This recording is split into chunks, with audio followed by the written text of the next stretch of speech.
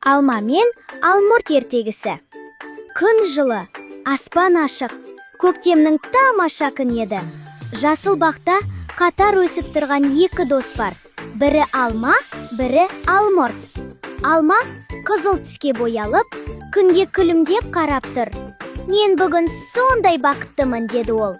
Күн күліп тұр, менің бетім жылынып кетті. Алмұрт та сары болып, самал желмен баяу тербеліп тұр. Ал мен тәттімін, хош иісті болдым. Қарашы, жел мені қалай еркелетіп тұр, деді ол шаттанып. Біз қандай тамаша достармыз, деді алма. Я, сен қызылсың, мен сары, екеуміз бірге әдеміміз, деп күлді Алмұрт. Күн сайын олар бақтағы құстардың әнін тыңдайтын, араб ұшып, гүлден гүлге қонатын. Міне, өмір қандай әдемі, деді алма. Достар барда бәрі қызық, деді Алмұрт. Бір күні қатты жел соқты. Деп ағашты шайқап, жапырақтарды ұшырып әкетті. Сол кезде алма мен Алмұрт бірге жерге түсіп кетті. Ой, мен құладым ба, деді алма.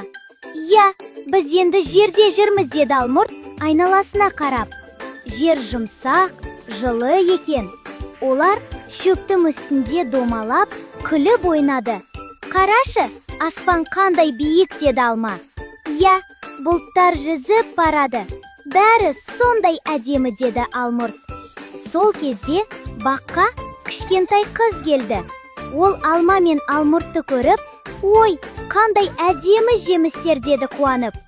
Қыз оларды қолына алып, себетіне салды. Сен екеуің сондай әдемісіңдер. Мен сендерді анама көрсетемін, деді ол. Алма мен Алмұрт бір-біріне қарап күлімдеді. Біз бірге болдық, деді алма. Я, достық ешқашан жоғалмайды, деп жауап берді Алмұрт. Содан бері олар достық пен мейірімнің белгісі болып саналады.